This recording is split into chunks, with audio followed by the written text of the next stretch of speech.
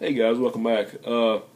Figure since I have a long weekend, I just throw another short video in here. This one is not about comics, it's actually about movies.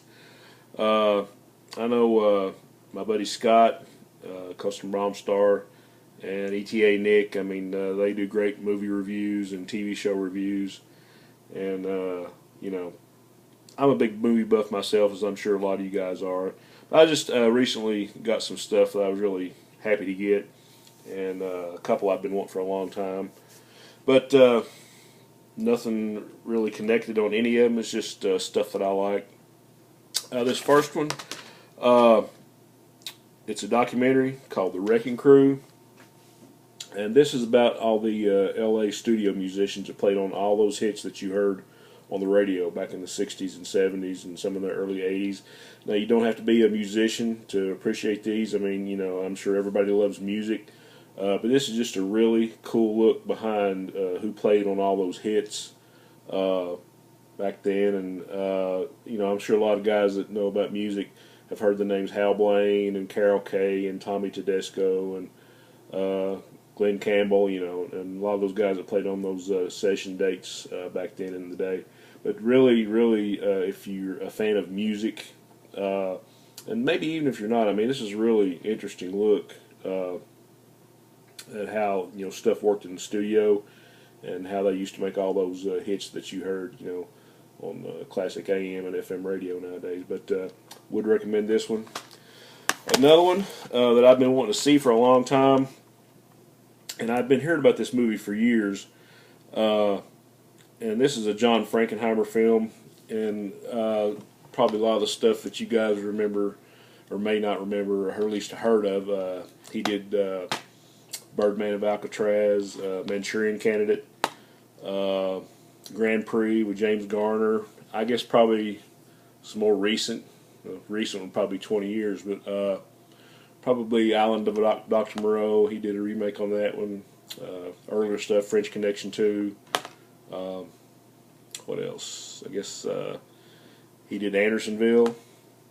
That was a Civil War film. And also he did Ronin and Reindeer Games, which were two good movies.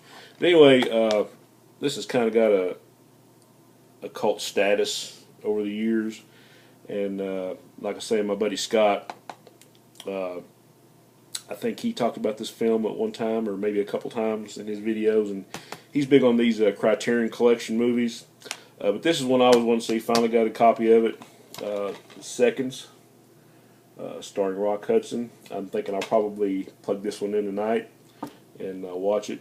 But it's like, I guess part horror, part suspense, part science fiction, a little bit of everything. But it's about a guy that's got a chance to start his life all over again in a new body and, new face and a new name and whatever else.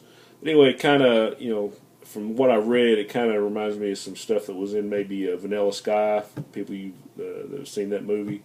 But I'm really looking forward to watching this. And it's like like I said, it's Criterion Collection. Got a lot of extras on it. Got a nice little booklet that I'm going to read later. So really looking forward to seeing this one. And what I would call the coup de grace of this little video, big fan of the Phantasm horror series that started back in the late 70s, I guess 79. And they did the last movie a couple of years ago, Phantasm Ravager, but they finally collected all 5 movies on one DVD set. So any of you guys that remember this movie, I saw this when it first came out when I was 16 years old. And this is all 5 movies. You have Phantasm 1 through 5. Got all the extras, behind the deleted scenes, behind the scenes stuff, bloopers and outtakes, just all kinds of cool stuff.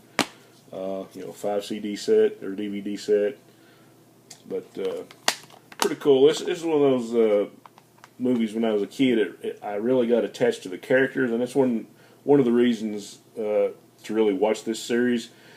Is other than maybe the second movie, I think all the same actors played in all 5 movies, pretty much.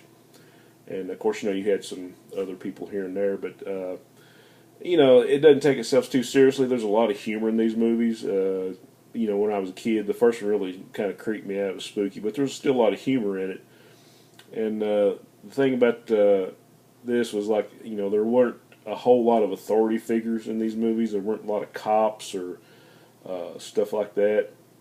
It was sort of like, you know, the kid and his big brother and the ice cream man against the world, and, you know, basically the tall man here and the flying ball. But, you know, just really entertaining movies. And if you know, if you've seen the first one, you might want to take a look and just kind of watch the rest of them. So I'm really looking forward to maybe sitting down. I think my son's wanting to watch all 5 of these with me. But really happy to have this one, have all of them on DVD now. So there you go. All right, guys, thanks for hanging around.